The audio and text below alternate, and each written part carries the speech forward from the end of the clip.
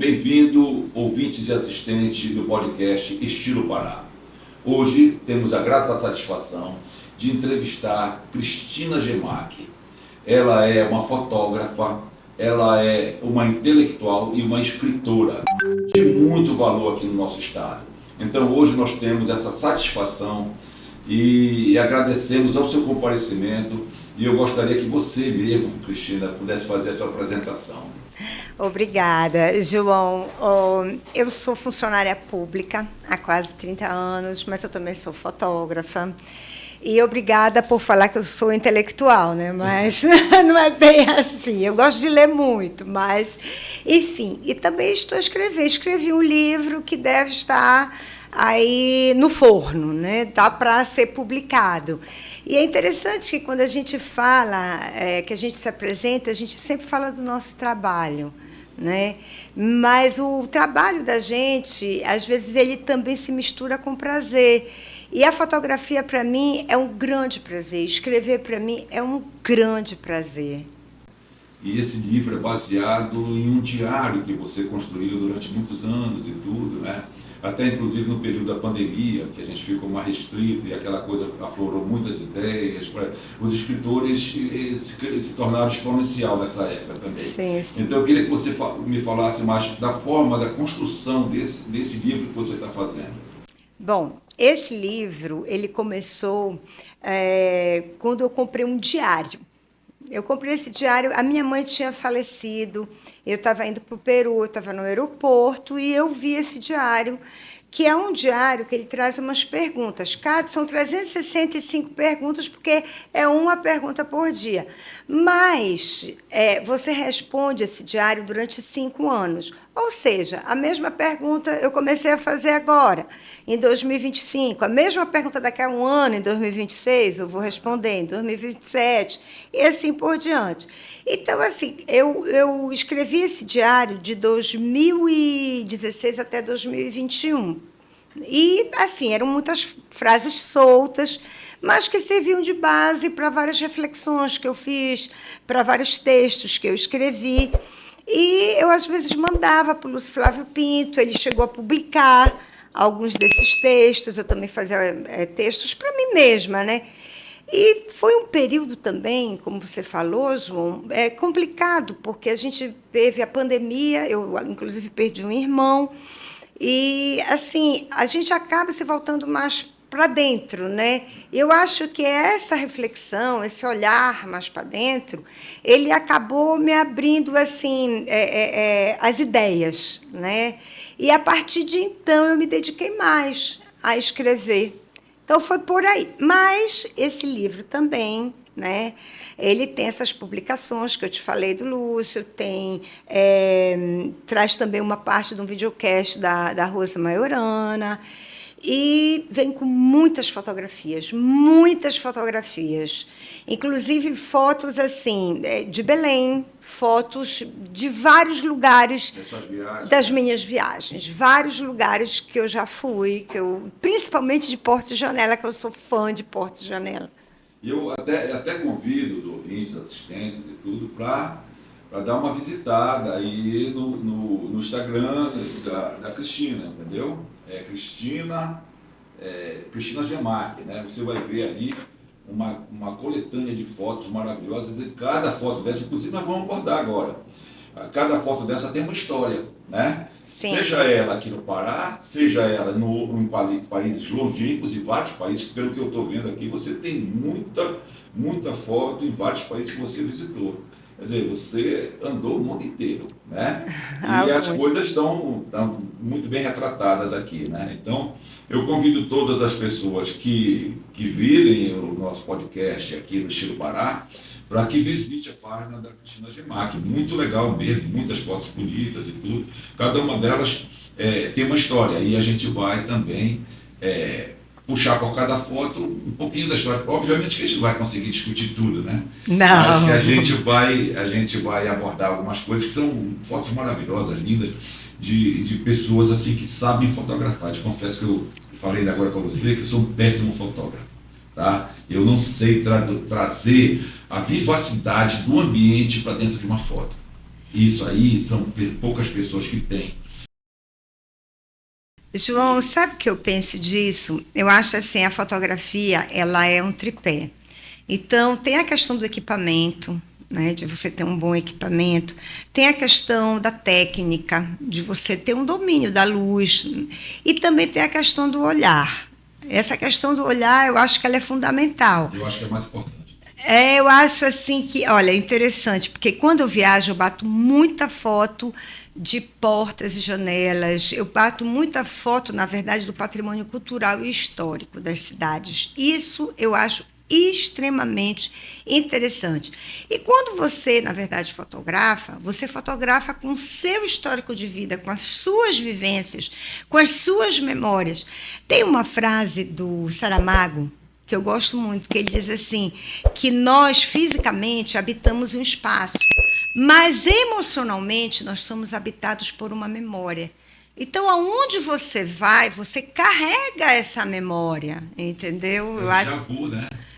Eu já me vi assim, Cristina, uma certa situação, uma vez eu estava na Inglaterra e eu fui fazer uma visita na Universidade de Oxford, mas antes passamos numa cidade chamada Stratford. Quando eu me deparei com aquela rua, assim, uma rua larga, entendeu? Eu disse, não, já tive aqui. Olha numa só. vida passada. Entendeu? Obviamente que Sim. eu não tinha uma câmera para fotografar nem nada, mas eu me senti pertencendo àquilo num outro momento. Então te dá aquele déjà vu, entendeu? De que você já teve ali naquele coisa, entendeu? Então, assim, as fotos, elas são importantes porque elas registram certos momentos que você já teve dentro de você. Entendeu? Às vezes ela capta isso, entendeu? Se eu tivesse uma máquina na hora de fotografar, eu me senti que eu já tive ali naquela rua. Olha, João, recentemente eu li uma reportagem do neurocientista Sapolsky, não sei, é por aí o nome dele, Robert Sapolsky.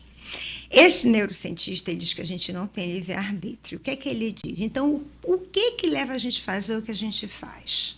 As nossas ações. Ele diz o seguinte, que os genes que a gente traz, eles estavam presentes desde quando a gente era célula, e até antes disso. Por que eu me lembrei disso? Tá? Porque ele diz o seguinte, quando ele fala esse antes disso, ele está falando dos teus ascendentes. Isso. Tá? Então, ele está falando dos teus avós, dos teus bisavós, dos teus tataravós, dos teus tatara. E aí, tu falando disso, quem sabe, talvez, isso tu não tenha. Quem sabe, talvez, esse déjà vu não seja alguma coisa da tua ascendência. Eu sou espírita, viu? Eu não sabia. No dogma da reencarnação, aquela coisa toda. Eu sei que a gente migra, sabe? Quando cada ciclo reencarnatório você traz memórias, porque, olha só, eu não quero não vamos entrar nessa coisa, mas eu acho importante te relatar o seguinte. Hoje em dia, as crianças que estão nascendo, elas vêm de um planeta bem avançado. Meu ponto de vista e minhas convicções do tempo, pode ser que. Mas aí, eles vêm, por exemplo, uma criança hoje de 5, 6 anos de idade, ela mexe no celular melhor do que você. De onde é que vem esse conhecimento? Se ela nem teve tempo ainda de gestar esse conhecimento em escolas e tudo, conhecimento em computadores, essas coisas todas. Então, por quê? Porque vieram de um país mais desenvolvido, de um planeta, de um local, de um local de vivência anterior. Eu acho, e aí você migra, em cada ciclo reencarnatório, você migra alguns conhecimentos. E Deus coloca um véu na sua frente, para que você não possa ter a perfeita memória do que aconteceu no passado. Entendeu? Porque o passado é conflituoso. Entendeu? E ele, muitas vezes, ele aproxima um filho de uma mãe, um irmão de um irmão, que foram conflituosos no passado. E, às vezes, se permanecer, se perdurar, e ele bota isso aqui para que haja um ajuste, sabe? Um acerto de contas, para que as pessoas possam se amar, entendeu? Profundamente. Então, essa é a minha visão que eu tenho, entendeu? Eu acho que nenhum conhecimento que não esteja na nossa capacidade de conectar, que tenha vindo diário com a nossa alma, entendeu? Ele não é de graça, ele vem de um conhecimento já prévio. Esse é meu ponto de vista, sabe? Entendi. Eu não tenho, assim, religião, Sim. né? E, na verdade, eu respeito todas, acho a religião, acho a fé, né? Assim, é muito bonito, e eu acho que a fé de fato move montanhas, né? Embora eu tenho uma sobrinha que vai me matar quando ela ouvir. Ela diz: tia, tu tens fé, sim, para com isso. Mas, de qualquer maneira, eu tenho fé sim, em algumas coisas, e acredito sim em algumas coisas. Eu acredito em leis, mas veja, não são as leis humanas, que são muito falhas, né? Eu acho que existem leis mesmo universais. Eu acredito no poder, por exemplo, da gratidão. Né? A gratidão, existe o Tratado da Gratidão de São Tomás de Aquino, que eu já vou enveredar, na verdade,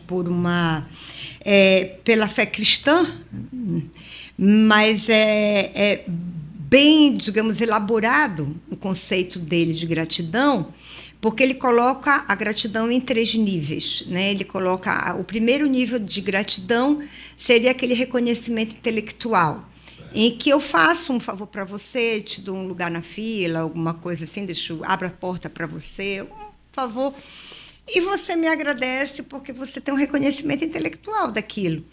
O segundo nível da gratidão seria você dar graças, né? Isso a gente vê bem na religião, graças, né? A santo, a Deus, enfim.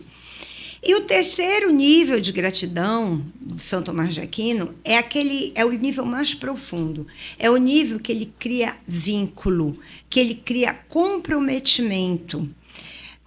É muito interessante a nossa palavra obrigado, porque obrigado, ele está no terceiro nível da gratidão tomazina. Por que eu te digo que está no terceiro nível da gratidão do Tratado de Gratidão de São Tomás de Aquino? Porque o obrigado nosso, ele tem 2 origens, né? Uma que é a origem latina, que está ligada ao verbo obrigar, e outra indo-europeia, que está ligado ao verbo ligar. Então, veja bem, eu me sinto obrigado, eu me ligo a você, né? Quando você, de alguma maneira, a gente se conecta. Tem uma história que eu acho muito, muito representativa, que é de um autor, um escritor, não lembro o nome. Eu sei que ele e a esposa vão morar na África. E eles vão morar na África num local de difícil acesso. Aí eles acabam conhecendo uma comunidade e ajudam essa comunidade. E a comunidade constrói para eles uma ponte, porque o local era de difícil acesso, né? E a comunidade na aldeia, e eles constroem uma ponte para facilitar, né, a locomoção do casal. E eles chamam a Ponte da Gratidão. Eu acho belíssima a história, porque eu acho que tem tudo a ver com esse conceito mais profundo. Quando você coloca uma ponte, você atravessa essa ponte e você se conecta com outro. É óbvio que a sua dor a sua alegria, a sua vivência, ela é única. A tua dor é única, a minha dor é única. Mas eu posso, através da minha vivência, me conectar com a sua dor. Né? Então, assim, eu acho que tudo isso da questão religiosa, o São Tomás de Aquino viu por esse lado, né? Mas, por exemplo, o espírita tem milhões de explicações também muito interessantes. Eu já li vários livros espíritas, sabia? Eu acho bem interessante. Eu vi que você... Eu falei, você é uma literata porque você lê muito, né? Eu gosto de ler. E você falou do Pablo Neruda, aquela coisa toda. Eu te convido a ler o romancista espírita Victor Hugo. Para mim foi o melhor escritor que já existiu, não, sabe? Então, muitas das obras dele foram psicografadas pela Zélia, uma médica que tinha no Rio Grande do Sul, e ela psicografou a nível de português. E lá, eu nunca vi, você abre cada folha daquela, você tem uns 10 vocábulos que você nunca... Você pode ser, assim, literato e lê bastante, tudo, mas tem certos vocábulos que você nunca viu. Essa é uma literatura riquíssima do Victor Hugo. E os livros dele parecem uma bíblia desse tamanho, mas você não consegue parar de ler. Eu já li quase todos, sabe? Mas tu estás falando do psicografado? Ele foi em vida, tá? Ele foi no século XVIII, século XIX, ele foi em vida o maior literato que teve. Sim. Mas muitas obras dele também foram depois psicografadas. Ele escreveu muitas coisas. Ele Tá. escreveu E esses romances. livros que tu estás falando são livros... São livros, alguns são escritos por ele mesmo, sim, né? Sim. E reproduzidos, né? Então, do Calvário ao Infinito, do Suprema, são livros maravilhosos, entendeu? E alguns outros foram psicografados. Depois dele ter morrido, através de psicografia, como usava muito Chico Xavier para fazer isso, né? Mas olha, você vai... Eu vou te mandar um livro só. Que bom! Vou lhe presentear com esse livro para você ver assim, o nível da leitura, da literatura. É uma coisa fantástica, entendeu? Que legal. Mas olha, assim, voltando à questão da gratidão, hoje em dia a gente vê algumas pessoas assim que tu vê uma pessoa faz um bem para ela e diz, não fez mais do que a obrigação. Entendeu? Então, a gente, olha, é um sentimento, é uma ação de engrandecimento da pessoa, de extrema humildade, gratidão. Você tem que ter gratidão por todo mundo que lhe auxilia, que lhe dá a mão, ou às vezes até que não dá, às vezes que até te prejudica. Você tem que dar gratidão, porque você vai ter aquele engrandecimento espiritual, entendeu? Quando uma pessoa que te agride, tu sai por outro lado e tudo, entendeu? Tudo isso são motivos de gratidão na vida da gente. A vida da gente é uma gratidão eterna, né? E aí, hoje não está em voga isso, né? É interessante. Mas você vê muito post, né, na internet, nas redes sociais, falando sobre gratidão, falando sobre empatia. Isso. Se bem que às vezes as pessoas falam mais do que praticam. É verdade. Essa que é a verdade. Eu acho bem legal tu falares do Victor Hugo. Eu gosto muito de ler de fato, né? E eu gosto de ir na casa dos escritores. E eu fui na casa do Neruda, eu fui nas 2 casas dele. Ele tem 3 casas no Chile, eu fui em 2. A primeira que eu fui foi em Santiago mesmo, né? E eu lembrei do Confesso que Vivi, de um livro que eu li dele, que no Confesso que Vivi, eu lembro que ele fala que nessa época, né, as pessoas no Chile elas não eram muito alfabetizadas, e por conta disso as pessoas na loja não estava escrito o nome da loja, estava algum material que elas vendiam. Por exemplo, uma sapataria tinha um sapato grande, uma loja de mantimentos, sei lá, tinha uma lata de alguma coisa. Era um tipo e de tal. comunicação visual mais vinculada ao produto. Exatamente. Né? Então, era como eles faziam lá para saber que aquela loja vendia aquele tipo de produto. E quando eu fui na casa dele, andando lá pela casa, eu me deparei com uma mesa que tinha um sapato enorme, né? E eu fiquei pensando, meu Deus, será que esse sapato já foi a placa de alguma loja? Aquilo ficou na minha cabeça, sabe? Eu adoro ir em casa de escritor. Eu fui na do Hemingway também. O Hemingway tem os gatinhos de 6 dedinhos, né? E 6 dedos? São 6 dedinhos, né? É assim, um diferencial dos gatinhos lá. São muitos gatinhos, eles vivem livre, a casa é divina, sabe? Muito bom, fica em Key West, né? Nos Estados Unidos. Mas eu me decepcionei um pouco, porque o que aconteceu? Não pela casa, não pela estrutura, mas é porque eu vi uma foto dele com um animal abatido. E ele era um caçador. E eu achei aquilo, assim, aquilo me tocou profundamente, entendeu? Essa questão animal. Caça esportiva, né? Meu Deus, esportivo. Como é ser esportivo? Como é que é esporte você matar? Animal, né? Sabe? Eu sei que a gente mata para comer, né? Eu não estou sendo hipócrita. Eu já tentei ser vegetariana, para falar a verdade. Eu não consegui, né? Eu não consegui. Eu vou confessar, não consegui. Então, eu não vou ser hipócrita de dizer assim, você não pode matar animal, você não sei o quê, entendeu? Mas caçar por esporte, né? Assim...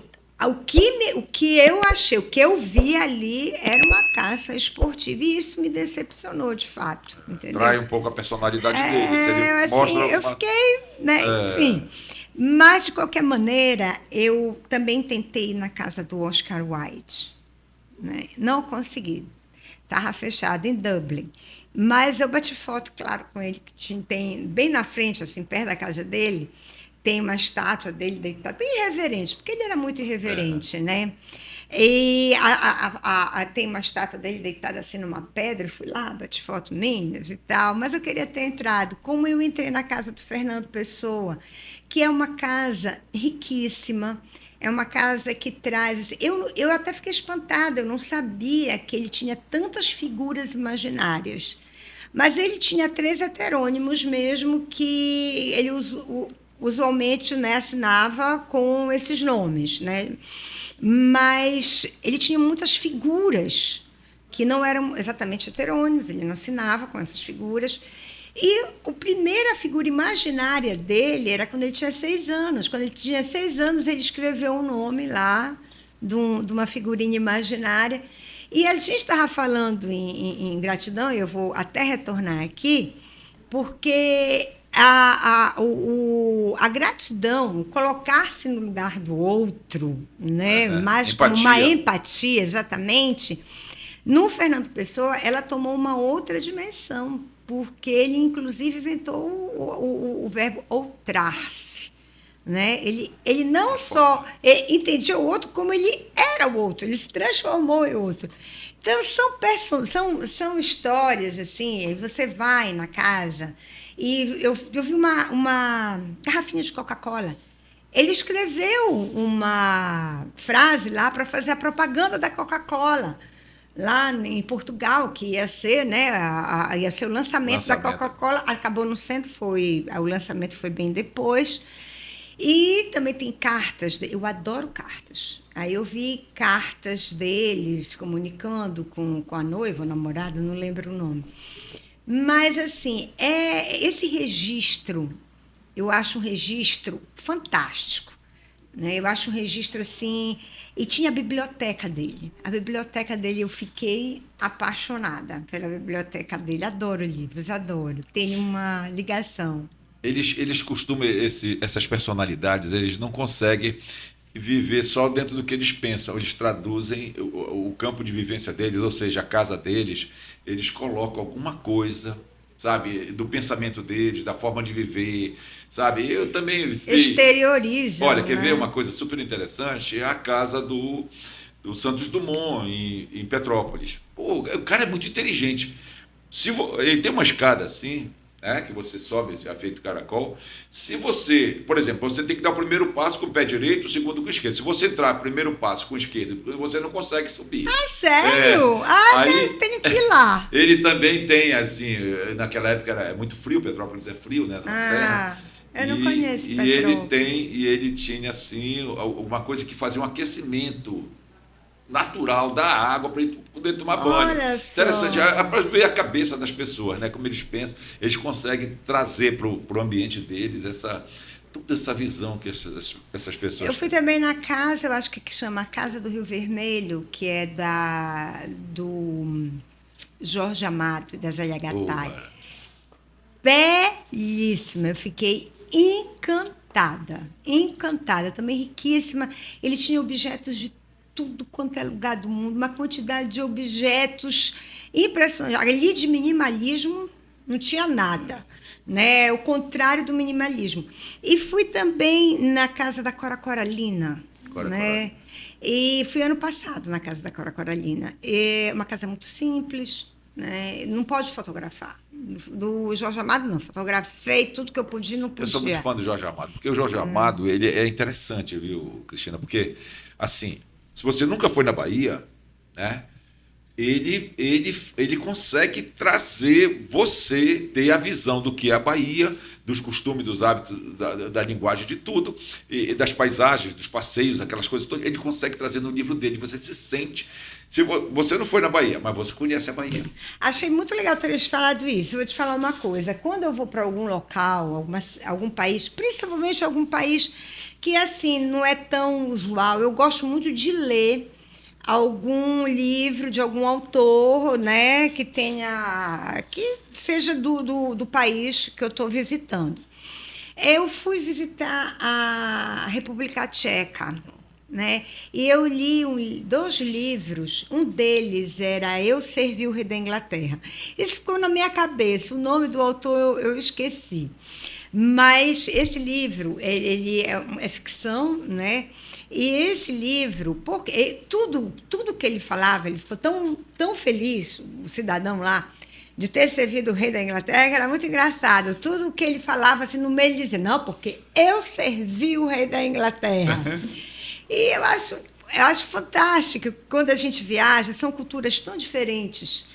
Né? E eu estava conversando com você, tem pessoas que colecionam carimbo no passaporte, né? Eu para te falar a verdade, eu não sei realmente quantos países eu já fui, porque, como eu falei ainda agora, eu acho que tem países dentro de países, ou seja, né? Não é um país, são países. O Brasil é um.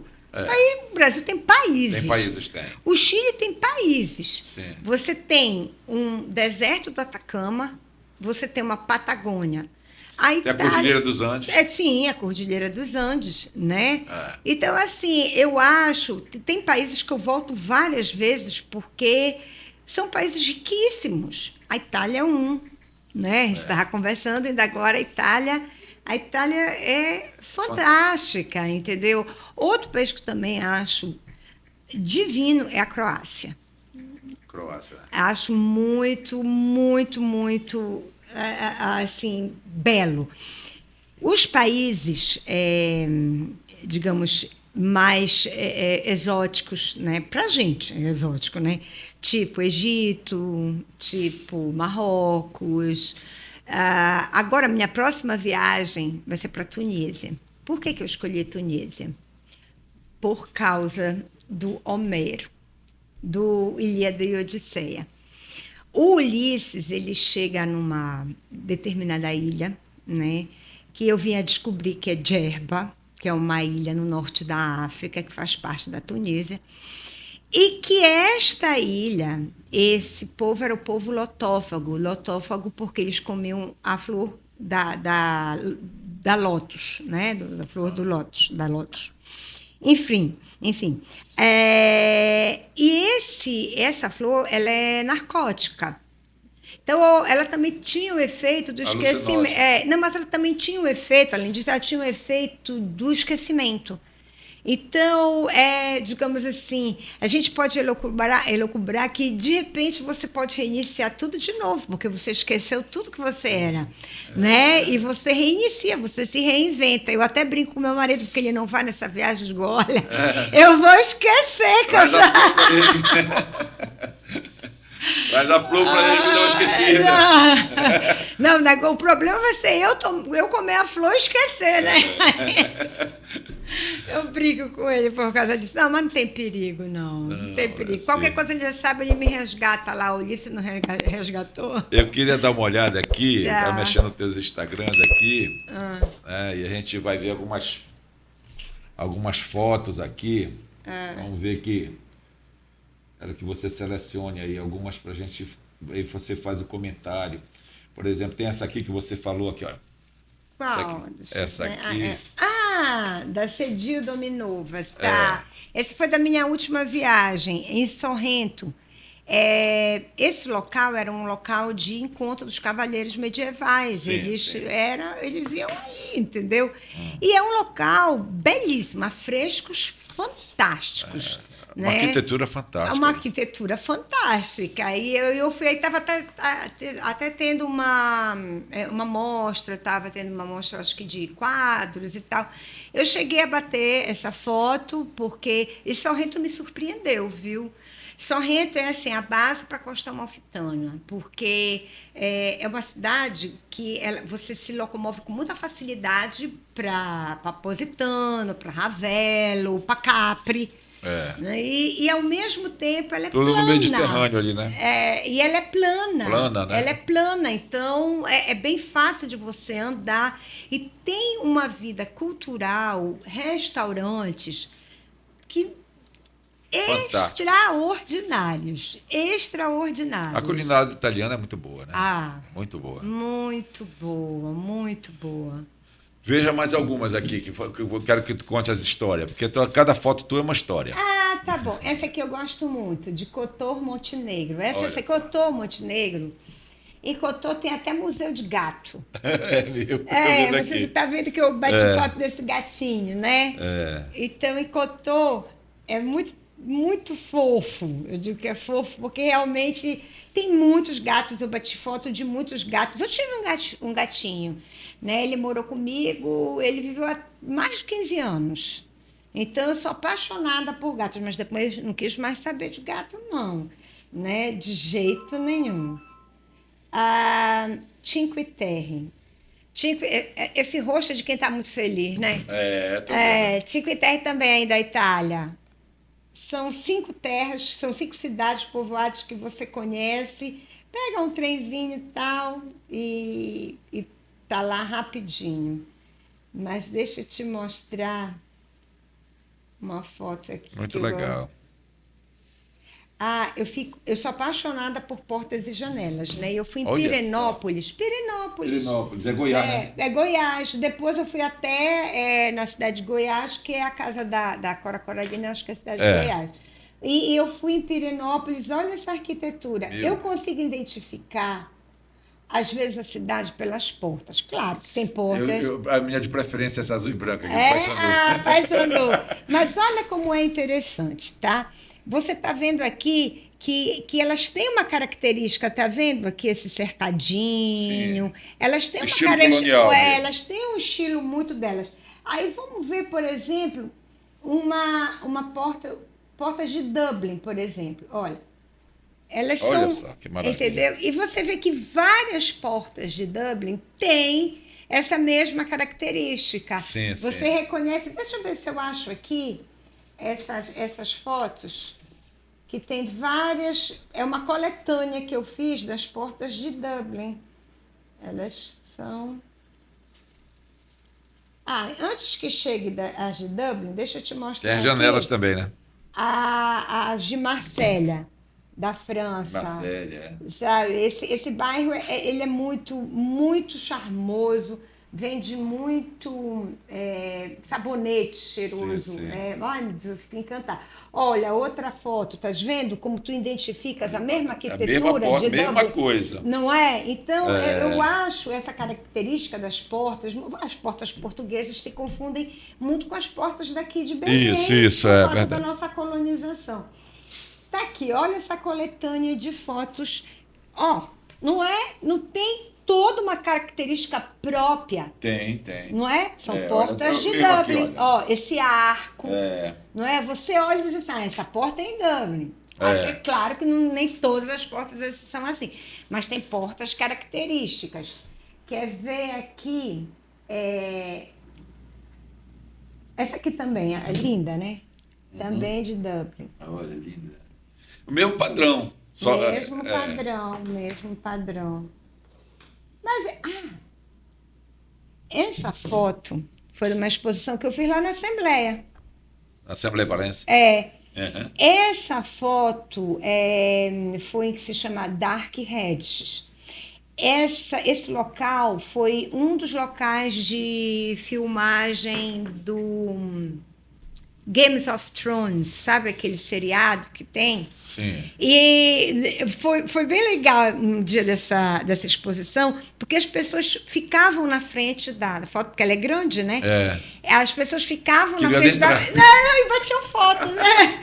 É muito legal, muito legal. E eu queria te falar um pouco como começou essa minha história da fotografia. Eu viajava, sempre gostei muito de viajar. E quando eu casei, nem sempre meu marido podia ir comigo, né? Nossas férias não coincidiam. E eu ia, fotografava, aí eu voltava e dizia, puxa vida, mas não foi isso que eu vi, era muito mais bonito. Sabe, bati uma foto, uma comida, meu Deus, mas isso aqui tá horrível. E aí ele foi me ensinando. Ele é fotógrafo, né? Ele é fotógrafo profissional, vive de fotografia, é um excelente fotógrafo, por sinal. E aí tem uma técnica fantástica. E aí o que acontece? Ele me ensinou a fotografar, né? E eu fui batendo as fotos e tal. E quando eu voltava das minhas viagens, eu fazia uma revista. para mim mesmo. Não tinha tiragem, não, era para mim. Eu colocava as fotos, escrevia algumas coisas, algumas impressões que eu tinha tido, escrevia os lugares que se referiam àquelas fotos e tal, contava algumas histórias, enfim, eu tenho dezenas de revistas dessa, né? Depois ela é muito trabalhosa, porque eu não gosto de fazer coisa como chama meia boca, né? Eu não falo assim, meia boca, né? Eu não gosto de fazer coisa mal feita. Então, toda vez, vou pegar essas fotos e vou jogar, mas demoro uma vida para fazer uma revista. Então, aí, quando chegavam as revistas, né? Eu ia ver as revistas tomando uma cervejinha, no Bar Boutique Baviera, que ficava ali na Dom Romualdo Coelho com a Bernardo Couto. E aí eu estava bebericando vasinho lá, agradável, né? vasinho super agradável e tal, muitas cervejas fantásticas, artesanais. E o dono de lá, o Almir, disse, Cris, por que tu não faz uma exposição aqui? Aí eu falei, tu é louco, eu não sou fotógrafo, eu faço isso. Não, Cris, vai ser fantástico, tuas fotos estão fantásticas. De tanto ele fazer isso, de falar isso, eu falei, bom, então tá bom. Vou fazer uma exposição aqui. Pois eu fiz essa exposição. Como eu fiz essa exposição? Eu imprimi várias fotos, fui vendendo para amigos. Eu ia fazer até aqueles crowdfunding, né, que chama e tal. Mas nem foi preciso, porque eu vendi as fotos, né, para amigos, familiares, eu vendi dezenas e dezenas, eu acho que, nossa, bem mais de 100, 150, sei lá, fotos. E com esse valor eu montei toda a exposição. Foram 3 dias de exposição, com muita comida, bebida e arte. Então, assim que comecei, isso foi em 2015, há 10 anos. Né? Então, assim que começou, de lá para cá eu já fiz algumas exposições. Te apaixonaste pelas fotos. Me apaixonei pela fotografia e de lá para cá fiz várias exposições, essa aqui que eu te mostrei. Fiz uma na Arte Expo em Nova York, da qual eu não fui, porque eu estava na Holanda. E realmente foi assim, uma coisa meio em cima da hora, a minha viagem para a Holanda já estava marcada. E a Arte Expo, eu acho que é a maior feira de arte que tem. É uma feira fantástica que tem lá em Nova York. E o nosso stand ganhou o melhor stand. Não eram nossas fotos só, tinha também quadros do Mindelo, que é um pintor maravilhoso daqui, né? Eu adoro as pinturas do Mindelo. Sim, eu já fiz até exposição na Assembleia Paraense, que estava aberta, né, porque fez parte do circular. Né? Não era exposição só minha, exposição com outros artistas também. Estava a Rose também, estava a Rosana Showa, que é uma amiga minha, que a gente já fez várias exposições juntas e a gente viaja junto, para você ver, né? A gente, como é muito olhar, né? Às vezes eu fotografo algumas coisas que me chamam a atenção, ela fotografa outras que chamam a atenção dela. É claro que a gente fotografa muita coisa também parecida, né? Mas para você ver que a gente vem com a nossa bagagem, né? A gente vem com a nossa bagagem e chega lá e fotografa as nossas vivências. Que bom, né? Assim, eu vi assim a predominância aí, tem muitas fotos assim de outros países. Você tem um material riquíssimo para ser feito aqui na Amazônia, né? São coisas... eu digo assim, eu aprendi a gostar mais de Belém ainda. Eu faço meus passeios de jet ski, aí eu entro nesses furos, a coisa mais linda do mundo.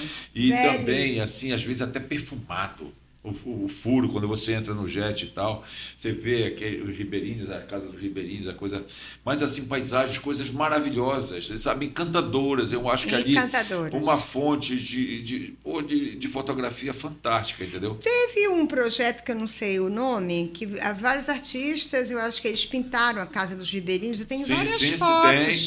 Tenho várias fotos dele. E é só a casa deles mesmo, até sem pintura mesmo, né? Elas compõem, elas são bem ricas, Bem né? ricas, Assim, coisas um cenário maravilhosas. bem... Você, de repente, você passa aqui, tem uma árvore, tem uma preguiça pendurada lá, no outro tem uma garça que está amamentando, que está dando alimento para o filho. E a nossa própria, o nosso próprio patrimônio histórico, é riquíssimo.